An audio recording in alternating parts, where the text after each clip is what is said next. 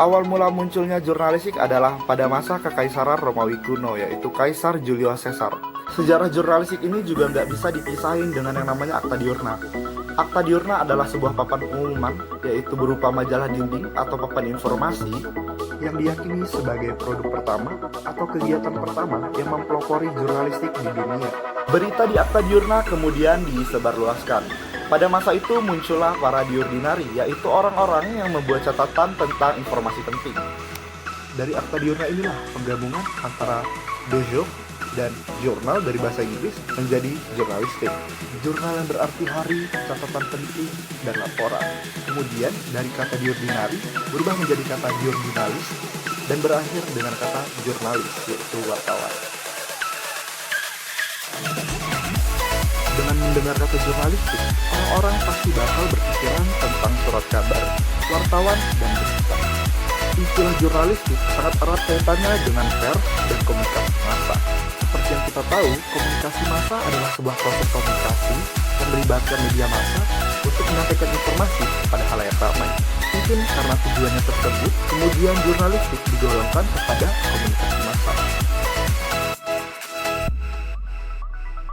Pada Undang-Undang Pers Pasal 3 Ayat 1 dikatakan bahwa pers nasional mempunyai fungsi sebagai media informasi, pendidikan, hiburan, dan kontrol sosial. Di samping fungsi yang terdapat pada ayat 1, pers nasional juga berfungsi sebagai lembaga ekonomi. Fungsi pers yang pertama yaitu fungsi pers sebagai media informasi. Di sini pers hadir sebagai pembawa atau penyampai informasi kepada masyarakat agar keterbutuhan masyarakat terhadap informasi dapat terpenuhi.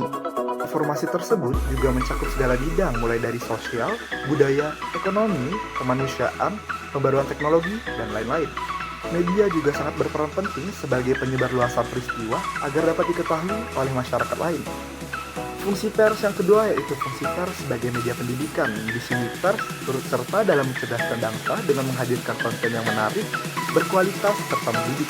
Di sini pers menyampaikan informasi teknologi dan pengetahuan baru kepada anak-anak. Yang ketiga yaitu fungsi pers sebagai media hiburan. Di sini konten-konten entertainment seperti gosip sangat digemari oleh ibu-ibu serta remaja. Bahkan konten tersebut menjadi favorit bagi kalangan tertentu. Hanya saja, terkadang konten tersebut juga dieksplorasi kebebasan yang kurang bertanggung jawab, sehingga seringkali melanggar nilai agama, moralitas, kode etik, dan undang-undang pers itu sendiri. Yang terakhir adalah pers sebagai lembaga ekonomi. Pers juga memberikan kesejahteraan bagi wartawan serta karyawannya, yang menjadikan pers merupakan salah satu jenis industri. Teori pertama adalah teori pers otoriter atau yang biasa kita kenali sebagai otoritarian teori. Teori ini memiliki tugas untuk membantu dan mendukung pada politik pemerintahan. Penganut paham teori ini adalah Jepang, Spanyol, Jerman, Rusia, dan Amerika Selatan. Teori yang kedua adalah teori liberal atau libertarian teori yang memiliki fungsi sebagai pengawasan terhadap kinerja yang dilakukan oleh pemerintah. Teori komunis atau teori yang ketiga ini merupakan teori yang sudah berkembang sejak abad ke-20. Teori ini merupakan akibat dari sistem komunis yang telah dianut oleh Uni Soviet.